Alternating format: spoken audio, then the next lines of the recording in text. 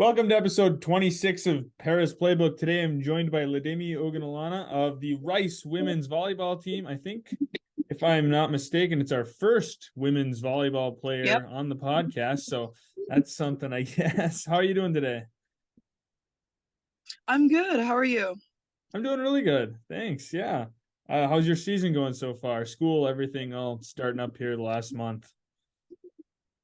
It's pretty good. We're starting to get a few midterms going. I have an organic chemistry midterm coming up this week, and I have to take it on the road. Ooh, So that's just an example of how I've been feeling, just to your own yeah. discretion. Yeah, I wouldn't want to take an organic chemistry, exam anywhere, especially on the road. That doesn't sound like fun at all. I don't, envy you for that one. So we might as well start kind of in the beginning and talk about your recruitment and your decision with going to Rice. Yeah. So I started playing volleyball competitively in the ninth grade. That's when I really started to want to get recruited by colleges and stuff. So I started off at Houston Skyline, which is where I kind of got on the radar for a bunch of coaches because there's just a lot of connections as you get higher and higher in the club volleyball scene. And then after 1 year Houston Skyline, I went to Houston Juniors, and that's the club that I was with when I committed to Rice. I sent a lot of film in because I got recruited during COVID. So it was actually during a tournament that like we were about to fly back, and they were like, actually, COVID is happening now, so everyone start wearing masks and whatever. So it cut my 16 season short, which is in my sophomore year of high school, and I just had to do whatever I could to just put some film together of the tournaments that I'd been to, and I kind of also showed my personality with my videos as well. I know I made a few of like building random stuff or making masks and just random little videos that I sent to the coaches to let them know my personality too. Do you think that's important? Like if anyone's watching this and they're wondering what they can do, do you think like showing your personality is a super important part of recruiting? Do you think that helped you? I'm not sure if it's a super important part, but I think showing personality also gives like kind of a clue into how you would behave or act as a teammate towards your friends and well, your teammates, and just I don't know how you like another way you could contribute to the team. But I would say that volleyball film is probably way more important than sending like personality film. The main reason why I did personality film is because in COVID, so I couldn't take any visits and I couldn't meet with coaches. We were in a dead period for a really long time. So I just wanted to make myself stand out slightly more and be more than just a person who hits a ball over the net. Yeah, no, that totally makes sense with the whole COVID thing, not being able to interact in person, having to, try to find some other way to show them, kind of who you are. Is it pretty much a, standard that you have to play club volleyball to even get recruited for D1? Or have you encountered girls at the D1 level that have not played club? I haven't encountered girls at the D1 level that haven't played club, but I have heard of one that's on the national team, Foluke Akinradewo. She didn't play club. I think she played in high school only, and she got recruited by Stanford, and now she's an Olympian. So do with that what you will. Um, but I would say that it is way more common and more possible to get recruited from a club standpoint because that's where connections with coaches come in. Like club coaches usually would host like a um, college coaches camp where they invite a bunch of coaches to their camp, and like I think the more popular clubs or like the more higher up clubs will get a lot of like big coaches at their camps. So I just think that club volleyball provides more exposure to like a more elite training environment, especially because high school volleyball, like on teams, there are different levels, and some people don't even play the positions that like they want to be recruited in their high school, you know. So it's just, I would say that club is more important, very important in recruiting.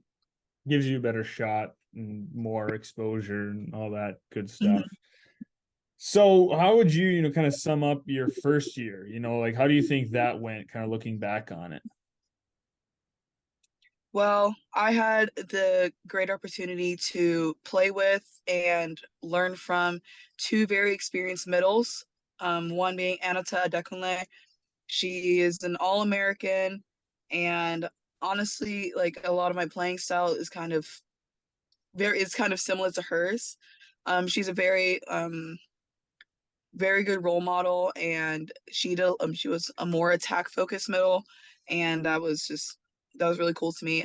I think also I just had really good mentors around me. It was very like I didn't play too much, but it was like a way I feel like it was much better for me to learn from the great people around me than to, I don't know, just go into it blind. I learned a lot my first year. Yeah, sometimes it's better to, not play a ton your first year opposed to like getting thrown into the fire and just having to try to figure things out as a Mhm, first year, and all the pressure on you. And I mean, mentally and like in a development stage, it could be better to kind of take that year or even 2 years sometimes to develop. So mhm. with that being said, how do you think your second year is going so far? The games you've played in, the way the team is, and kind of the feeling and vibe around everything. Second year is going pretty well. We're working out a few kinks and just working on being more balanced as a team. And our team chemistry is great, always has been. We have a great team culture here at Rice. And honestly, we're just going on the up and up. What's the between all the different matches you've played in, which has been the most difficult, between either last year or this year so far for you? Mm. I think the match that I've played in that was most difficult was in the Baylor match. Um, we needed a little bit more offensive fire, and that just it didn't put too much pressure on the middles, but like it was a chance for us to really challenge the block and challenge our transition game, which means that I'm just trying to run circles around Baylor and yeah, confuse the other side. But I think it was a great challenge, a fun challenge, but overall more the most difficult game I've been in so Yeah, far. definitely. So what's a day in the life like for you? Like just a regular day, classes, practice, that kind of thing. Mm. Well, I have morning classes, so and a couple of evening classes. It kind of depends on like the day. So on Monday, Wednesday, Friday, I have um a class at 8 a.m., then one at 10, and then one at 11. And then after that, I eat a quick lunch and then go to practice from either 1:30 to 4:30 or 2:30 to 5:30. And on Tuesdays and Thursdays, I only have one class. And on Wednesdays, I have an evening class as well. But it's kind of consistent. I have morning classes and then I have practice block in the afternoon. And then after that, I'm kind of free to study, do whatever. Yeah, so you have a I pretty do some balanced, extracurriculars. pretty balanced schedule overall. Hmm. Hmm. It's not terrible. You just have to really be careful with your time. Um, One thing that I kind of got caught on recently was doing the readings for my organic chemistry class because I was understanding what we were doing in class. Again, I was doing like when I was doing the readings, and then I was like, Psh, of course I'm going to understand it when I'm not doing the readings. Like it just makes sense. And then so I tried to do the readings after like the lecture, and I just feel slightly behind. But it's just those like small decisions to um like to get more sleep or to hang out with your friends more that will have an impact on another part of your life. But Yeah. yeah. Yeah, it's hard, I'm assuming, as an athlete with classes and practice and all that to try to make time for a social, life too, which you need to keep your sanity, but you also got to keep up on your classes and your athletics, obviously. Hmm. So what's a game day like? Kind of your guys' schedule as a team. Do you have some, personal routines that you like to go through? I know some people like before games kind of have their own routines. They like to be alone. Other people, have, different things that they kind of do before matches or games. Well, our strength coach was just talking about preparation a couple days ago, and I kind of took that to heart. One of the things that she said was that game day preparation starts the night before or the day before. And that starts with hydration, like mentally preparing yourself to be dominant in that game. Um, and just overall, like letting everything else that is not volleyball flow out of your mind when you get into the gym. And yeah, so I try to do that. And on a game day, we usually have our pregame meal 3 hours before the match starts. And then we have a little bit of a gap between our serve and pass time, which is when we just get a couple of reps in, like finishing touches, quote unquote, you could say, before the match. And then we are in the locker room reading our scouting reports and pregame dancing, the vibes. And then honestly, I usually find a time between our serve and pass and the pregame dancing to call my mom and we pray. And I also, during the national anthem, right before the game, I pray as well. And I just kind of like breathe in, breathe out, kind of take all the pressure off myself and just know that I'm playing for. Is there a team playlist that you guys dance to, the same before every game, or do people get to Oh take yeah. turns with the aux cord? No, no one gets to take turns with the aux cord. We delegated it to Nia or Sahara. But we do, oh my gosh.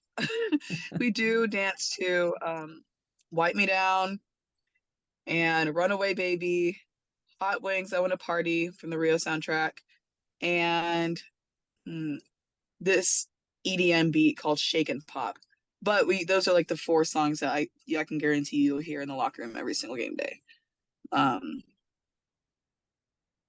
Yeah, just gets the team going, everyone kind of getting loose, having a good time. Mm-hmm.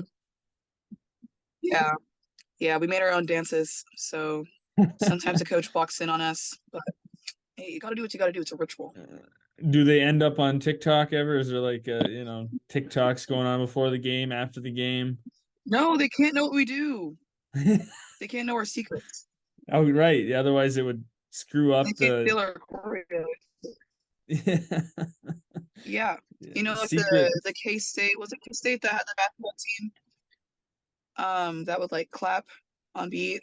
Is it K-State? I Anyways, can't. they I would don't. clap on I beats with song. Yeah.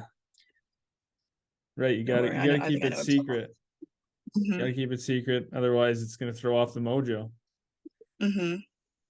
So, what do you think, in the different matches you've played in is like the toughest away crowd, that you've dealt with or you've seen, from just, being at a game? What's the toughest just due to the either band or the student section, the fans just being crazy and hard to play in? North Texas. That gym was fun. It felt like, I don't know, it felt like a high school football game, but like inside a gym. And that like it was just a really crazy environment. It felt like playoffs in high school all over again. And yeah, their band was crazy. They were heckling. If you gave them even a lick of attention, one side eye, and they were all over you, calling out names. They were like talking about people's like siblings. They were like, "Is your brother here?" Like it's just crazy. It was fun. The because I like it's just like just Yeah, rallying it up. right. You just can't let them get in your head. Mhm. Mhm. So Baylor this year what's though was oh sorry. no, go ahead, Uh, Baylor. Oh yeah, Baylor this year had a heckling crowd as well, like Yeah. right behind the benches. So You kind of have to. If your student section, your crowd's not showing out, they're not helping the team. You gotta help the team. mhm.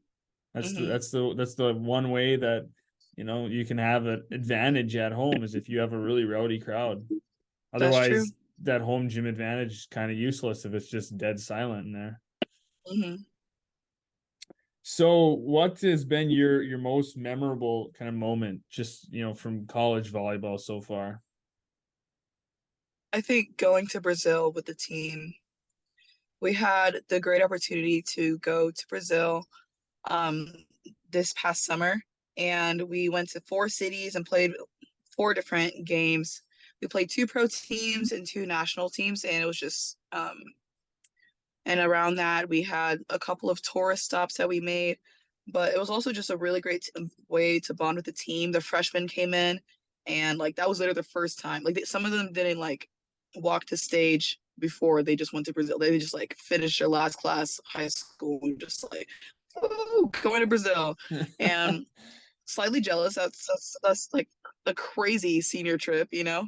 But Yeah, yeah, Brazil was super, super fun. Such a privilege to be able to go there and play with some of the best teams in the country. Well, in the other country as well. yeah, right. Well, that's awesome. How long were you all down there? 10 days. We went to 4 cities: Rio de Janeiro, Sao Paulo, Areal de Cabo, and Saquarema, which is where the national teams are based in.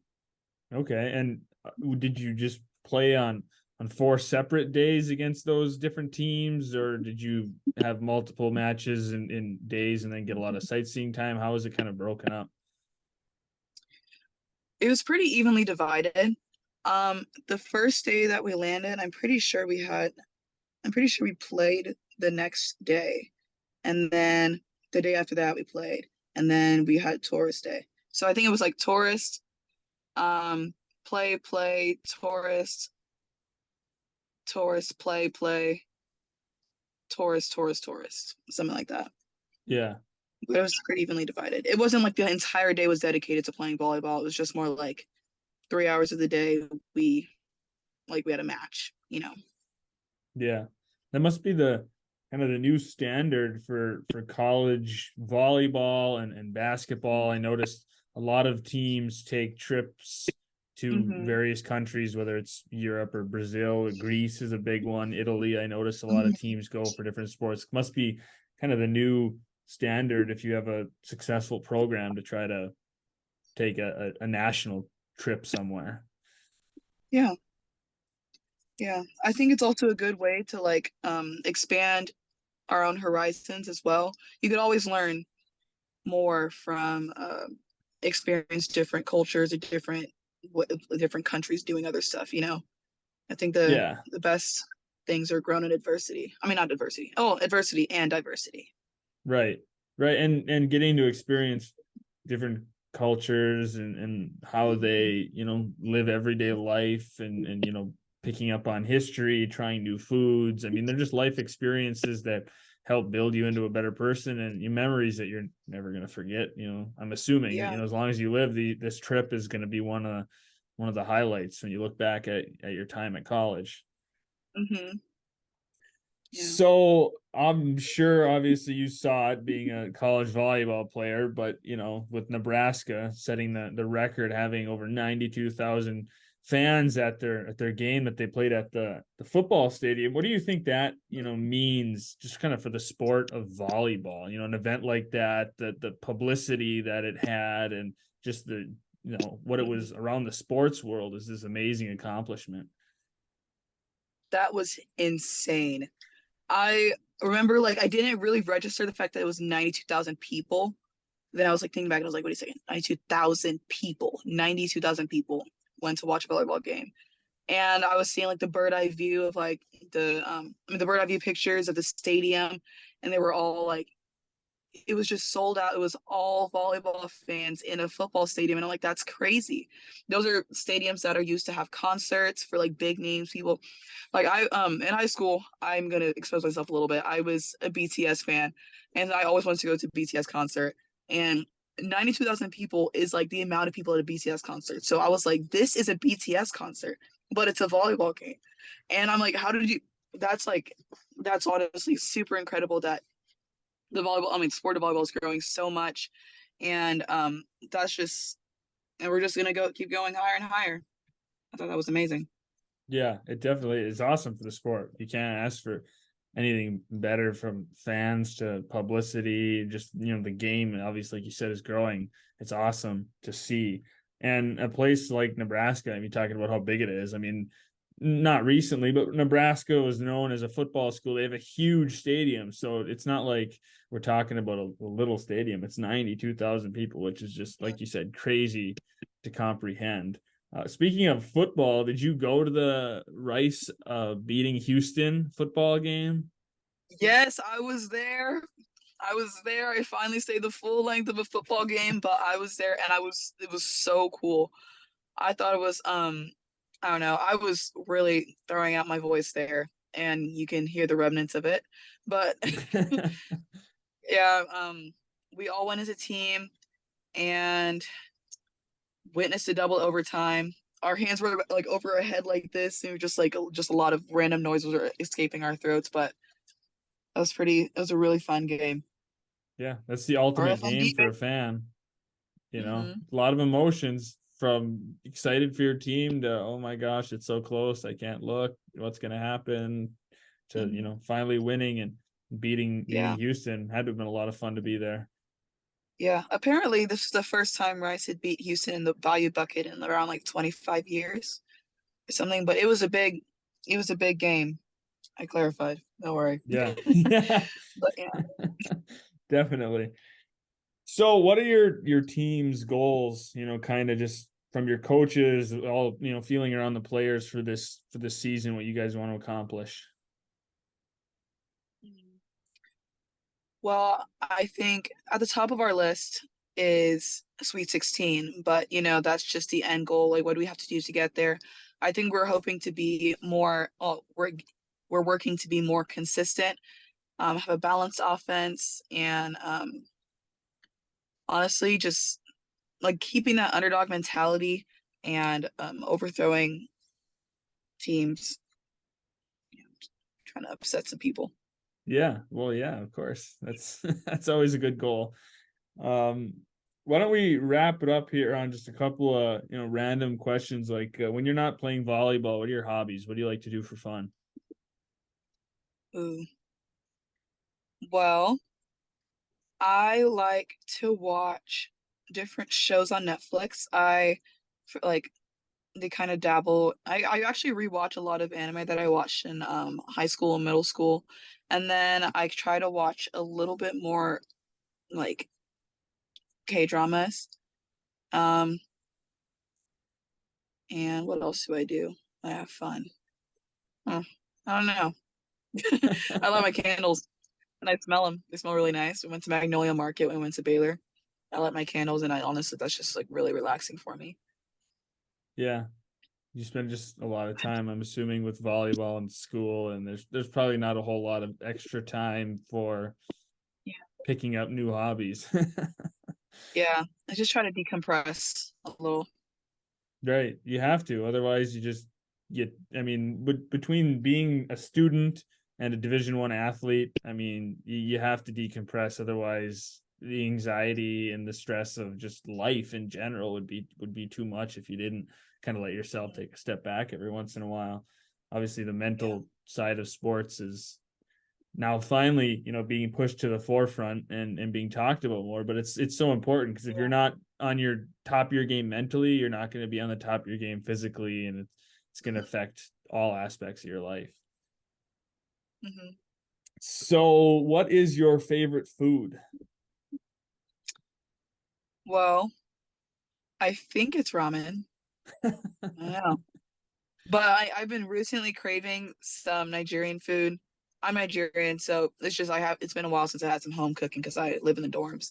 But I'm Alang Biguri. I know we do. I don't think you know what that is, but that would be my favorite food if I had it more often. You have to be happy when you get to go home and get some home cooked meals after eating dorm food Hmm. all the time. Hmm. I'm just glad that apparently rice serveries, which is what we call our cafeterias, are much better than other schools. You just have to. take what you got. Yeah. I'm more grateful looking at the U of H and A&M cafeterias sometimes that my friends send me. Yeah. Yeah. Does your team do a team meal before every match? Hmm. Yeah, our manager actually chooses what food we have, and we have this food pod, which is just like just a couple members of the team. Like we have like different organizational members of the oh my gosh, organizational groups on the team called pods, and food pod helps our manager choose what food we're going to get before the game, and it's usually just like a different variation of the same meal, like chicken and mashed potatoes and vegetables and the like. Yeah. And on the road, is it the same thing? Kinda. They surprised us with Texas Roadhouse when we went to Texas, so that was a very pleasant surprise. Full bellies that night. I mean, well, we always have full bellies. Don't, but Yeah. yeah. Different though when it's a Hmm. surprise like some Texas Roadhouse. Yeah. It was a couple of my teammates' first time at a Texas Roadhouse. Darby, she's from Chicago, and Amelia, she's from Germany. I think that was her first time at Texas Roadhouse. So of course we had to introduce them to the basics, the roles, and tell them what's good. I've never been to a Texas Roadhouse, have to admit. Well, you better savor those rolls. They're good. I'll have to put it on my bucket list of Perfect places to salmon eat. slushy. Yep, for sure. I'll add it to the Just an list. experience. Yeah. Experience for your taste buds. Hmm. All right. Well, I think that's a good place to wrap it up. So thanks for coming on and being the first college volleyball player on the podcast. Good luck with the rest of your season. It was good talking to you. Thank you. It was nice to talk to you too.